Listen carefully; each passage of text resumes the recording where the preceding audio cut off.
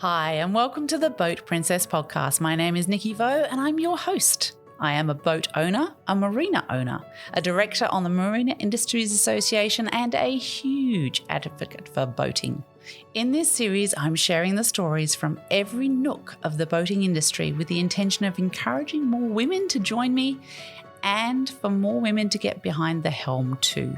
I want to share the experience and opportunities of boating, of the boating industry, and I want you to join me as I bring the conversations and answer all the questions you've had. Boating is not just for the glamorous and rich and famous. It's full of beautiful and interesting people making the most of our natural environment and getting out there, enjoying the waterways. So let's let off the lines, take over the helm, and escape to the world of boating.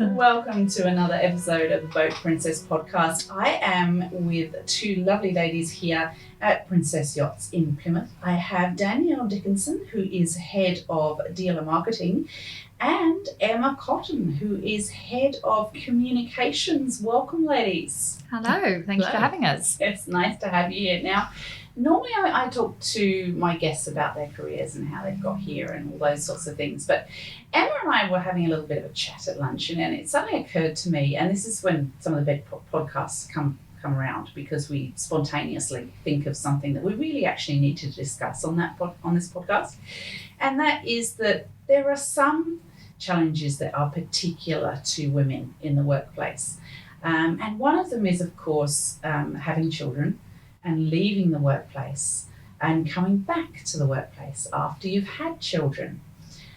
So we're going to delve into that a little bit, have a little bit of fun with it, because it is challenging.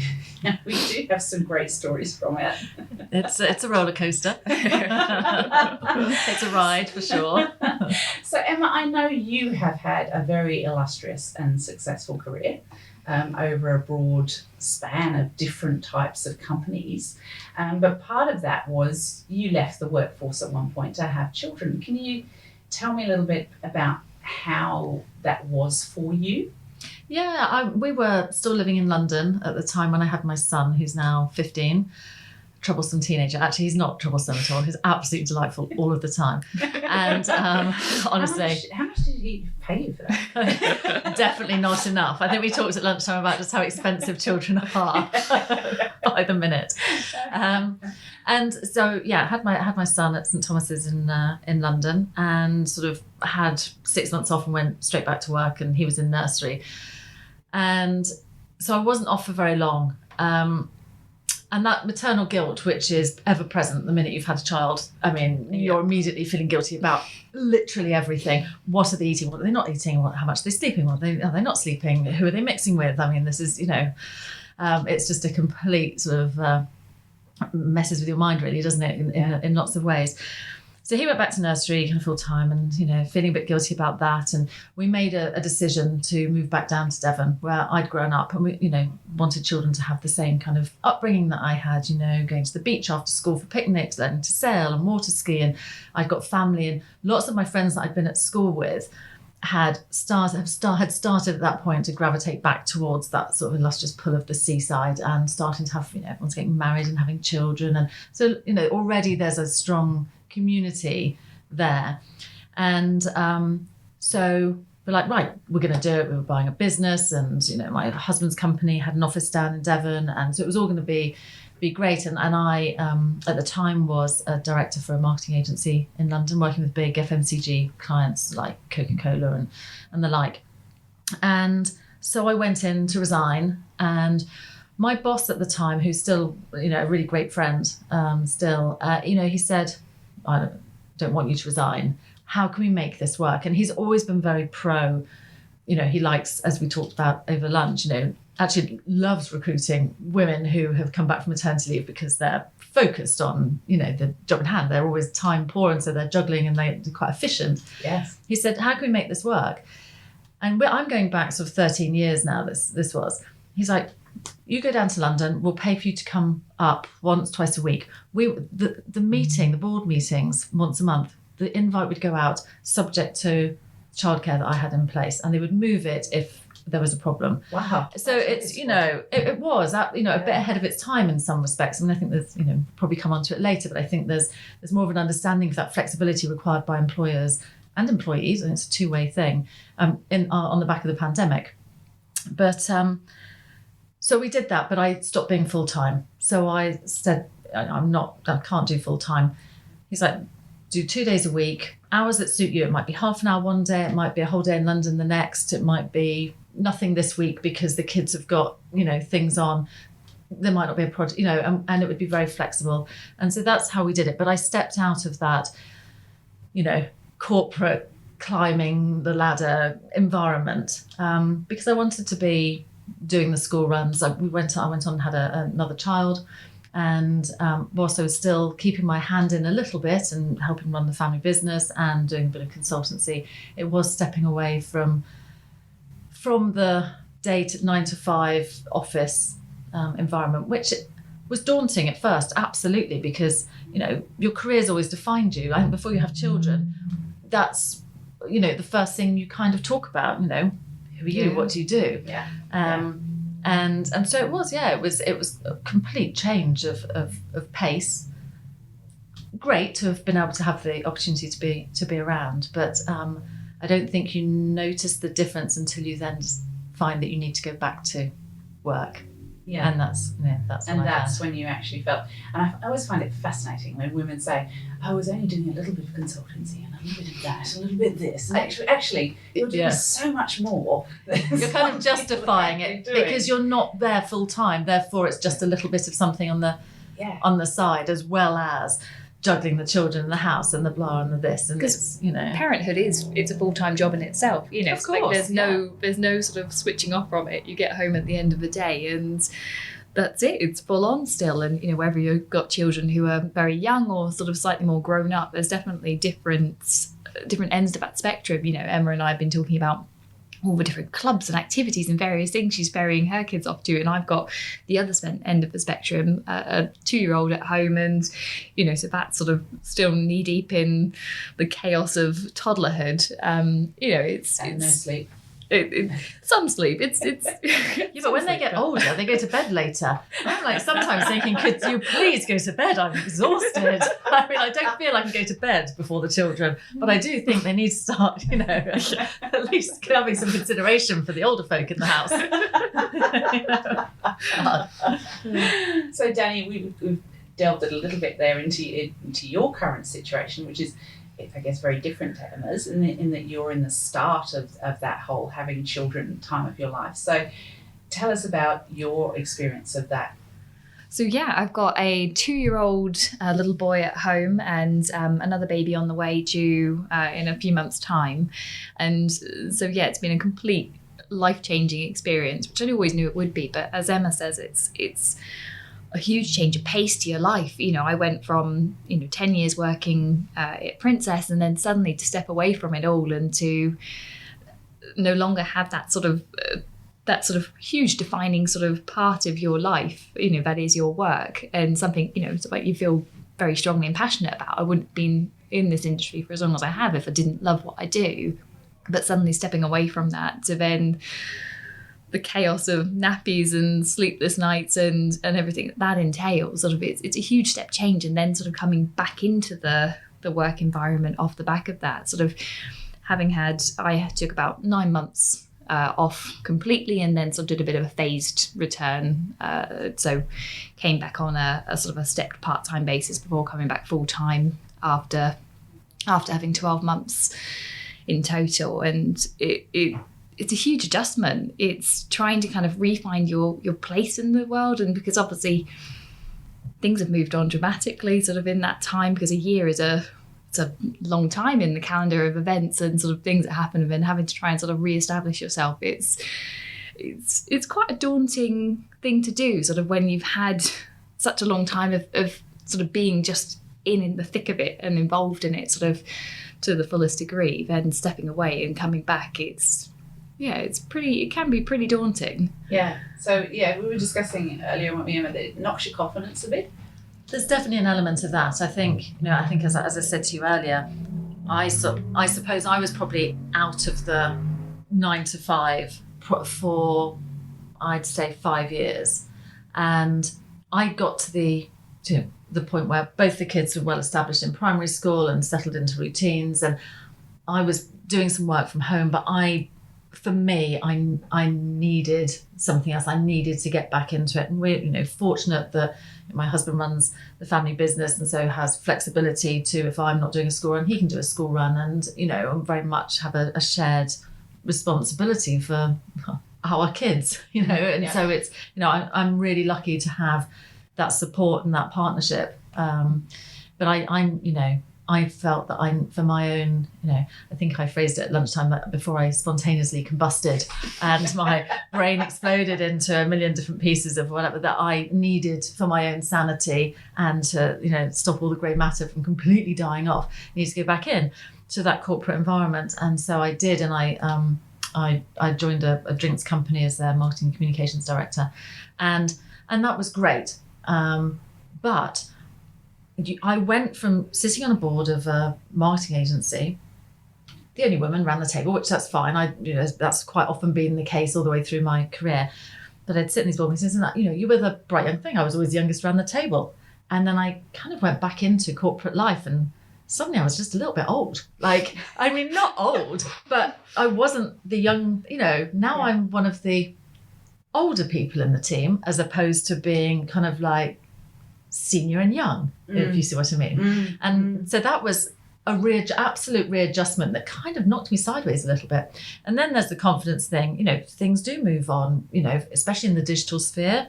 But just in the way some things are done, and you find yourself being slightly swan-like, it's all going, oh my God. And then you're kind of reestablishing yourself. And also because you're going back in at a senior level, if you've been out for a little bit, you have got to remind yourself. And on top of that, there's a million things going on in your head while you're sat in the board meeting talking about cash flow or whatever it might be in that meeting. In your head, you're going, did she take the permission slip in so she could go to her Peter Pan show? Oh, I've forgotten the costume for World Book Day, and I forgot to order school dinners. But it's okay now. Hang on, who's taking them to their swimming lessons? Oh yeah, that's right. And have I booked babysitter for Saturday night? Because I've got to remember, I've also got a husband who you also want to spend time with, as well as coordinating all of the children and the house and etc. etc. So there's a lot that goes on, and that sort of women can multitask. They bloody can, because they have to. And it's not just two tasks. It's like a million things going on at the same time, and all those plates are spinning. And do you know what?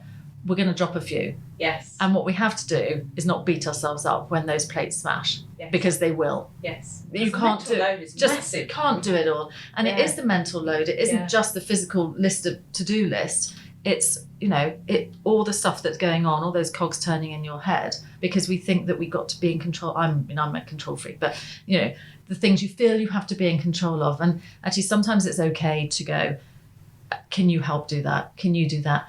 And it really doesn't matter that she's gone into school in mufti and actually it wasn't a mufti day and everyone else is in school uniform. Yeah. Actually, it does matter, but you've got to just, find a plan B and get some uniform into her quickly before you are completely, disowned as a parent until they reach 21. And this is where I think the pandemic has had some positive impact, because actually for me, returning to work, although there was that huge sort of life shift adjustment of trying to find that right balance, the pandemic has sort of shifted the way in which we do work now, because there's so much more happens remotely, and you've got blended working, so the ability to be able to actually do some stuff from home and some stuff in the office. And we've always been very fortunate in having a bit of flexibility just by nature of attending shows and visiting different parts of the world, sort of it. We've got that ability to work remotely. So, but it helps, having the ability to say, do you know what, I'm going to work from home today, throw a load of washing on in the morning and hang it up on my break, and get that other stuff done sort of in between. It sort of feels like it just takes that little bit of the edge off of the guilt of sort of the long days, because, pre-family life, you had the flexibility to stay late or sort of go out and sort of do as you please without having to suddenly then think, right, okay, need to think about dinner times and bedtimes and the things that, particularly when you've got a young family, sort of come with all of that. So definitely there's been some positives to it. Time limits when you have small children. You've literally got to get to a daycare centre by a certain time, otherwise itch. Yep. Right. So Yep. So I mean, that's quite tempting sometimes, isn't it? Is there an overnight service? Oh, I'm sorry, I missed. You've closed the doors. I can't possibly. You'll have to keep them overnight. Okay, no problem. I mean, you've got to find the silver linings. True. But the flexibility, you're absolutely right. You know, COVID was an awful thing that's happened to everybody.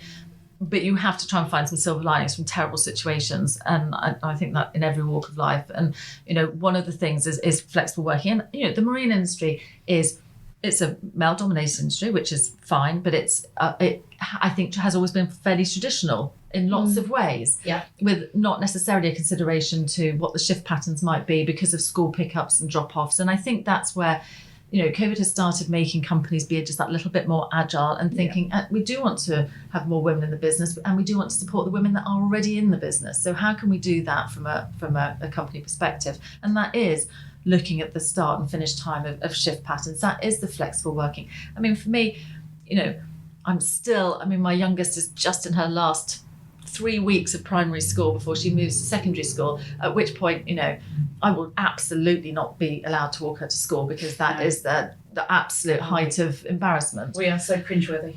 We are completely the most uncool people that have ever walked this earth until they turn about 18 and, you know, they realise that you're quite useful to buy them a drink in the pub. And then it all changes again, right? So you're back in the cool stakes. But for the time being, no matter how cool you are, you're deeply uncool. And or however cool you think you are, you're still deeply uncool. But, you know, it's just that bit for my son. He obviously walks home, and if I'm working from home, I'm just there. Yeah. He doesn't really want to talk to me very much, you know, how's your good day? The odd grunt here and there, and it's all fine. But I think it's mostly I think it's mostly for me, but I think secretly they quite like it too. They do. That on those days, and it just breaks it up a bit, that, you know, on the days you're at home, you're just there if they need something. And on the days you're not, you know, Dad's there. And that for us was the right sort of, you know, balance. But it kind of surges some of the guilt that comes with, you know, not that you should feel guilty for wanting to pursue a career and, you know, and get that own sort of self-reward and self-recognition. And I think it's really important for children to see both their parents, you know, working hard in whatever field that might be. But, you know, I always say to my kids, the more you put into something, the more you get out. And if you work hard and you see the personal satisfaction and reward of doing that, and, you know, we talk about it. Well, I always say kids don't actually do what you say, they do what you do. Yeah. So if you're... God, I hope that's not true in every bit. I mean, I was a really horrible teenager, and I really don't need... but they didn't see you do that, you see, so you're okay. As long as their granny doesn't tell them, or their uncle. But if they see, especially for the girls, if they see their mums working hard, and they see them achieving certain career path and so on and so forth, then they kind of assume that's the norm. And then they say, oh, well, that's what my mum did. So clearly I'm capable of doing that because mum did it. And I think that's a really clear illustration that we give to our children as working mums. And also, I've got 2 boys, and they assume that all women work because I worked. So that's just an assumption for them. Yeah. They don't think any different about it because that's what I did. That's what, you know, I run businesses. I'm a woman and I run businesses. That's what they think happens. So, Danny, you're in a very different part of the world at the moment. You're not cringeworthy yet. No, I'm still hilariously funny, you know, at everything. So cherish those moments. Grab those ones, when they look up at you with those adoring eyes and go, I love my mummy. You know, grab that while you can, Danny, because it's a short-lived moment. And we get cringeworthy, and then we get... It's lovely when they come back again out of that, isn't it? And into that 20s and they're I hadn't thought about when I had children the fact that I get to spend time with some awesome adults, because that's what my boys are now, and I really enjoy spending time with them, and they are sensational human beings. And I didn't think about that when I had kids. No, and I don't think we do. So I think those are all important. But that level of confidence that you lost when you went away and you came back, I think we need to make women out there very aware that we're all going through that, and that it's okay to kind of learn on the job again a bit more. Yeah, you've got got to embrace it. And I think you can't let the fear of it hold you back, or the limitations, and suddenly think, because there's so often I think people think you can't sort of find that balance. And it is a balance, there's I'd love to say you can have it all, but the reality of the world is you do have to compromise on some things, but that doesn't necessarily mean that just because you become a parent, you've then got to sacrifice everything else that you were before you became a parent, because you do take on you suddenly become a new person. You're then mum or dad or whatever sort of role you're taking on sort of when you become a parent, but it doesn't define everything about you. And actually there is a whole sort of world that happens sort of once they don't need you quite as much, and it's just trying to find the balance that works for you and your family, and what brings you joy at night, and so you can kind of feel like you're getting that level of satisfaction. And I think the best thing we can do as women is support the other women that are in a similar situation. And I remember when you came back from maternity leave, I actually had that conversation with you and said, it's bloody hard coming back after maternity leave, isn't it? And actually you feel like things have changed. Sometimes teams have changed and people have changed, processes have changed. What happened 6 months ago, especially when you've been somewhere a long time like you have, every little nook and cranny of, shows or whatever might be happening. And then actually you went on maternity leave during the pandemic as well. So we were all doing things and learning new ways. So 12 months later, everything is quite different. And, that makes it even harder to then come back into that, I think. And, I think I was quite quick to say to you, it does get easier, but it is quite tricky. And I think all we can do is support our fellow female colleagues who are going through different things in their lives, but as particularly maternity leave, you shouldn't feel, that you've stepped backwards because you've had time out for being on maternity leave. You're absolutely as valid and important as you ever were, and you absolutely should be given some grace to get yourself back into the game. Because if you were a new starter, you would have a grace period of being able to learn about the business and get back into it. Well, you kind of almost got to think of it in those senses that you're a new starter, albeit that you've got a wealth of experience and knowledge coming back in, but let you find your feet again, and because everything does change in corporate life, and whether that's 6 months, 9 months, 12 months. I think you just have to be supportive and understanding the situation, and I think that's the best you can do. And I think also in coming back as a mum, we get thrown this baby. We get no training. Try not to drop it. What to do with them, how to keep them alive. Yeah. So if they're, we've got all these new things we never knew we had to do. There's no degree in childcare, so thank God. Amazing, I'm not sure. Such a good result. That's my real degree. But when you come back to the workforce, I think as a parent, you come back a different person, because you have skills that you didn't have before you had 100%. Those children. You have patience. You have tolerance. Most of the time. Yeah, you do. No, you do. A bit more than we had. Yeah. More than you had, for more sure. More than you had. Yeah. You're less self-centered. Yeah. Because it's all about the kids, so you're entirely focused on them. You're also so time efficient, because we used to take half an hour to do our makeup before we had the kids, and now we do it in 5 minutes if we do it. Yeah. and you you're less. You cope with problems easier, I think, because you just solve it. You just get it. You've got to get it done because you just got to get it done.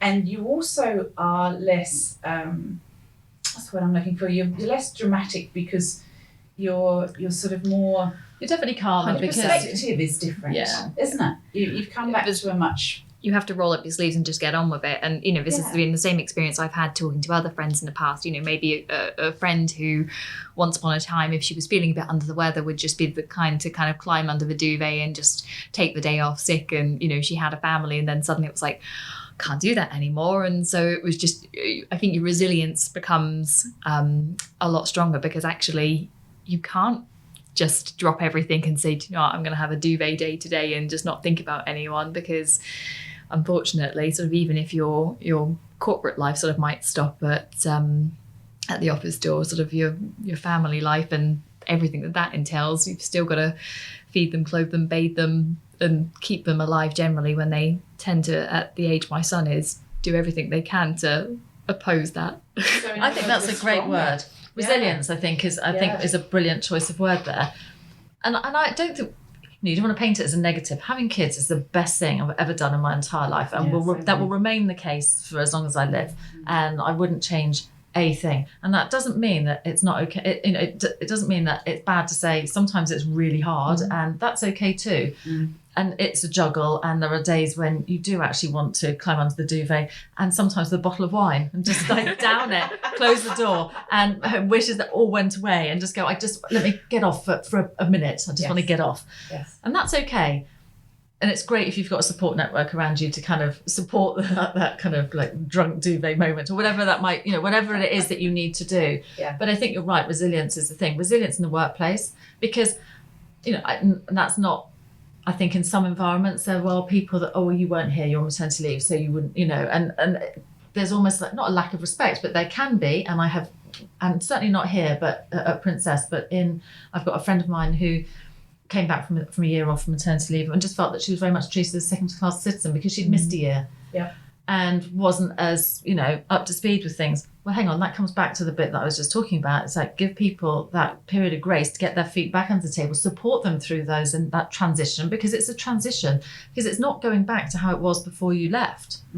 Especially when you're going from 0 to 1 child, when you left, you were one person. You've come back, you're a different person, you've changed in all the ways that you've talked about, and with that resilience as well. But also you've got some other priorities that you need to fit in, and that doesn't make you less good at your job than you were before you left. Yeah. So there'd be lots of qualities that you'll bring to it that'll make you much better, but you've just got to do it in a slightly different way. And you know what? If your child's ill and can't go to childcare and you're at home, that's okay too. That doesn't mean, they're not here because the child's sick. It's just a different set of priorities. And actually what you end up doing is working outside of those hours and in other ways, and more efficiently and better than perhaps before, because it has to be focused, and those spinning plates are spinning, and you're keeping them all going. And you're still the team player that doesn't want to let the rest of the team down. Course, so absolutely. You're still going to make up for it at another time. And this is where I think a supportive team makes a world of difference in that mix, but also advocating for yourself and actually not being afraid to say, I can't, that's just not going to work for me, or,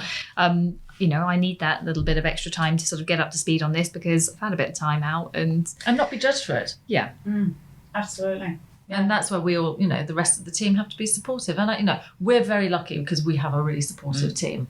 Yeah. But I know for sure that's not the case with friends of mine who've worked in other companies. Yeah. And I guess it's also being kind to each other as well. Nobody ever knows what everybody else's situation is at home with their children, or, I've had moments in my life when I've had news about one of my children when they were very young that was really bad, and you just have to get through that and handle it, and you don't know that that's happening. So I think as with anyone, that can happen to anybody that's got children, that hasn't got children, being supportive and being kind to each other. If somebody feeling a little bit off that's working with you that day, maybe ask them, are you okay, is everything, and if they get to blurt that out and just share that, then that's a moment when they need your support, and so on and so forth. So kindness and support in teams is paramount. Absolutely.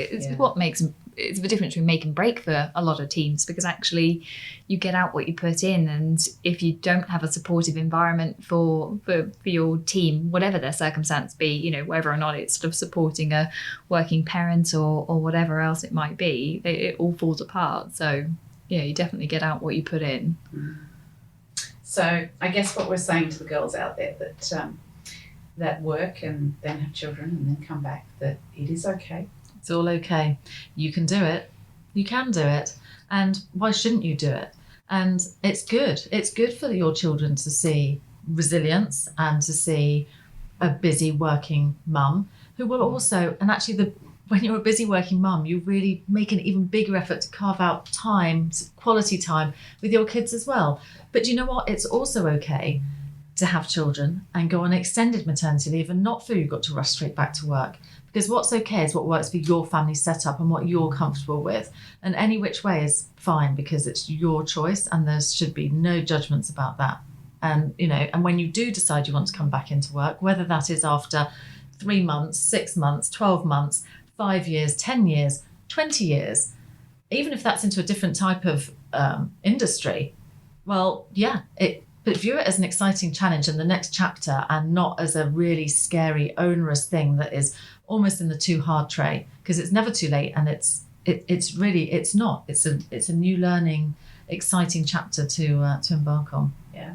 And something you said there actually reminded me of something that I probably need to share as well, that I was sometimes that mum that turned up too late at school to pick up the kids. Did they keep them overnight for you? And I think my boys are, because they've had to solve problems themselves, because they've had to make lunch for themselves, whatever they've had to do, because I've had something come up at work that's meant that I haven't been able to do what I needed to do for them right then. I think they are stronger people because of that as well. And I don't think that's a bad thing either. No. The kids don't remember the time that you were late to pick them up. They remember. No, they could remind me. Okay. Well, your kids have got a great memory, but they remember feeling loved. Yeah. Over and above anything else, and they remember fun times and they remember the quality moments, and if they feel supported and nurtured and cared and loved for, that's what they'll remember from their childhood. They won't, apart from your kids obviously, they won't go, yeah, my childhood was all right, except my mum was really late twice to pick me up from school and it was awful. They won't. They'll just be well-rounded, thoroughly nice people, hopefully. Yeah, which they are. Well, there you go then. Yeah, so the fact that you were late hasn't... That's what I mean. They take that on and they deal with it, which if they're, I guess, too protected, they don't necessarily do that, and they don't grow up as much. As much, I think, as, we were talking earlier about being supportive and kind to kind of everyone around you, but actually you've got to be kind to yourself, because none of us are perfect. As much as I'd like to pretend I am, we all have those moments where you think, oh, I've mucked that up, I really shouldn't have done that. And, so like when you do feel like you're failing at everything in life, whether or not it be parenthood or professional, sort of, you've just got to be kind to yourself and sort of give yourself a break and just say, I'm not perfect. Yeah. There's a lyric in a song that's out in the charts at the moment that says, it's a bad day, not a bad life. And I think that's a really important lesson to take. Actually, so profound in my music listening. I know. But it's just a line that resonates. I think sometimes I need to remember to tell myself and anyone else that needs to hear it every now and again, it's a bad day, but it's not a bad life. Yeah, that's brilliant. What a way to finish. I love that. Emma and Danny, thank you so much for being with us on the podcast. I know there are a whole bunch of women out there that really enjoyed hearing the reality of our chat, that it is okay, that we can drop the ball every now and then as long as we pick it up again at some point, that having kids is awesome. It has its challenges, but it is the most amazing thing in the world, and those of us who are lucky enough to have them are very blessed to do so.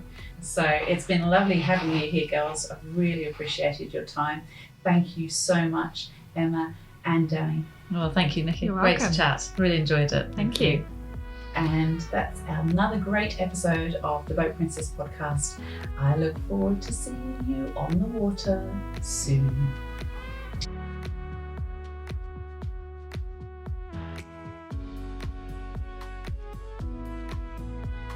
Thank you so much for listening to another episode of the Boat Princess podcast. I hope you've enjoyed it. And if you'd like to know more about what I do and where I am, then you can follow me on Instagram at The Boat Princess. You can also sign up to my newsletter on my website, which is theboatprincess.com. Take care of yourselves, everyone, and hopefully we'll see you on the water soon.